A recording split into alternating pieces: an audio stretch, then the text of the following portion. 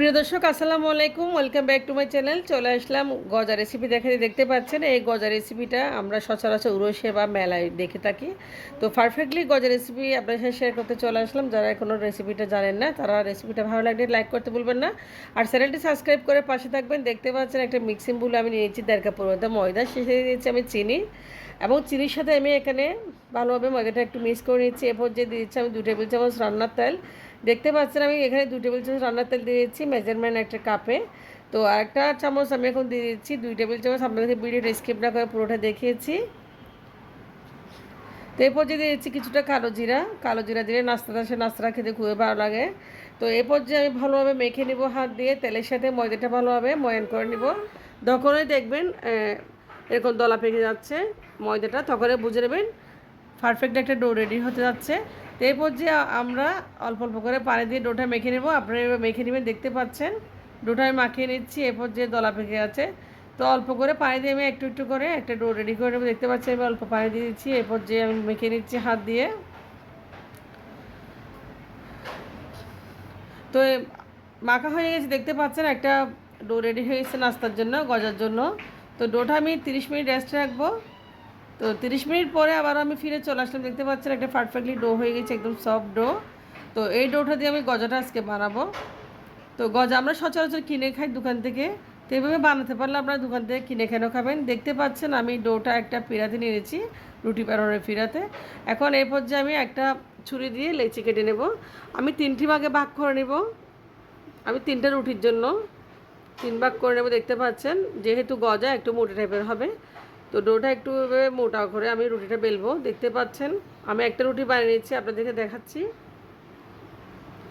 তো ডোটা একটু শক্ত করে মাখাবেন। দেখতে পাচ্ছেন বেশি ল্যাপটপ বা পানি দিয়ে মাখাবেন না, তো গজাটা যাতে সুন্দর হয়, একদম মুচমুচো হয়। দেখতে পাচ্ছেন এই পর্যায়ে একটা রুটি বেলে নিচ্ছি আমি খুব সুন্দর করে। তো রুটি বেলানোর জন্য কোনো আটা বা ময়দা ইউজ করতে হবে না, এটা লাগবে না, কোনো আটা বা ময়দা লাগবে না। দেখতে পাচ্ছেন আমি মোটা টাইপের একটা রুটি বেলে নিয়েছি। এই পর্যায়ে আমি ছুরি দিয়ে 4টা পাশ কেটে নেব, যাতে গজাটা আমি ভালোভাবে একটা সাইজ দিয়ে কেটে নেব। তাই চারপাশে একটু কেটে নিলে গজাটা আসলে সুন্দর হয়। তো আপনারা আপনার ইচ্ছা মতো গজার শেপটা দিবেন। দেখতে পাচ্ছেন আমি চারপাশে কেটে নিচ্ছি ছুরি দিয়ে খুব সুন্দর করে, তো গজার শেপটাতে একটু সুন্দর হয়। তো কেটে নিয়েছি। দেখতে পাচ্ছেন আমি এই পর্যায়ে একটা সাইজ করে করে আমি গজাটা কেটে নিচ্ছি।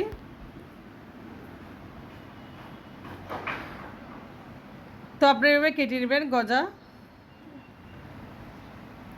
তো বাচ্চাদের জন্য আপনারা ছেলে এভাবে আসলে গজা বানিয়ে রাখতে পারেন, মাসখানেক জুড়ে খেতে পারে, বাচ্চারা খুব পছন্দ করে।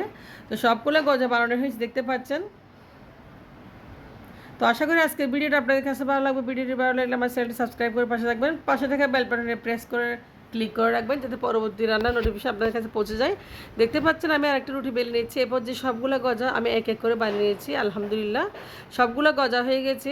দেখতে পাচ্ছেন গজাগুলো একটার সাথে একটা লাগতেছে না। আমি যে ডোটা মাখেছি পারফেক্টলি, আপনারা এভাবে মাখাবেন। ডোটা পারফেক্টলি হলে গজাটা আসলে লাগে না। এরপর যে চুলা কিছুটা তেল গরম করে নিয়েছি, দেখতে পাচ্ছেন। আর তেলগুলো যখন গরম হয়ে গেছে আমি এরপর যে দিয়েছি এক এক করে প্রত্যেকটি গজা আমি বানিয়ে নিচ্ছি, তেলে ভেজে নিচ্ছি।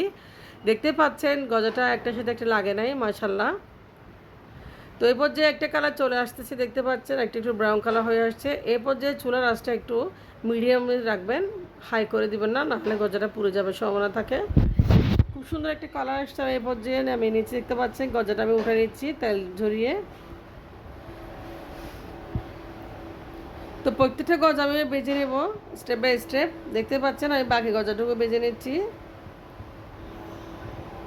তো প্রত্যেকটা গজা আমি বেজে নিচ্ছি। দেখতে পাচ্ছেন খুব সুন্দর একটা কালার আসছে, আলহামদুলিল্লাহ। তো আপনারা গজাবে বানিয়ে নেবেন বাসায়, একদম বাচ্চারা খুব পছন্দ করে। দেখতে পাচ্ছেন কালারও খুব সুন্দর হয়েছে, একদম মুড়মুড়ে কুচকুচো হয়েছে, কুরকুরে হয়েছে। আমি আপনাদেরকে দেখাচ্ছি একটা গজা ভেঙে হাত দিয়ে। দেখতে পাচ্ছেন গজাটা দেখতে খুব সুন্দর লাগছে, কালারটা বেশি আমার কাছে ভালো লাগতেছে। আর বিশেষ করে গজাটা এত কাস্তা হয়েছে, দেখতে পাচ্ছেন একটা ভেঙে দেখাচ্ছি, ভিতরে একটা কাস্তা হয়েছে দেখতে পাচ্ছেন। তো এখন চলে যাচ্ছে আমি শিরাইতে দেওয়ার জন্য গজাগুলো। দেখতে পাচ্ছেন চুলা একটা প্যান বসিয়ে দিয়েছি। এখানে আমি বড় চামচে 1 চামচ চিনি, আপনারা আপনাদের ইচ্ছা মতো চিনি দিবেন। দিয়েছি অল্প পরিমাণে পানি, যাতে চিনিটা একটু ভিজে সেই টাইপের হয়। আমি এখন একটা শিরা রেডি করে নেব। দেখতে পাচ্ছেন শিরা রেডি হয়ে গেছে। এরপর যে আমি শিরাটা দেখতে পাচ্ছেন হয়ে গেছে, উপর থেকে বোঝা যাচ্ছে। এরপর যে গজাগুলো আমি শিরায় দিয়ে দিব। তো শিরা দিয়ে ভালোভাবে গজাগুলো আমি একটু নেড়ে চেড়ে নিব, দেখতে পাচ্ছেন।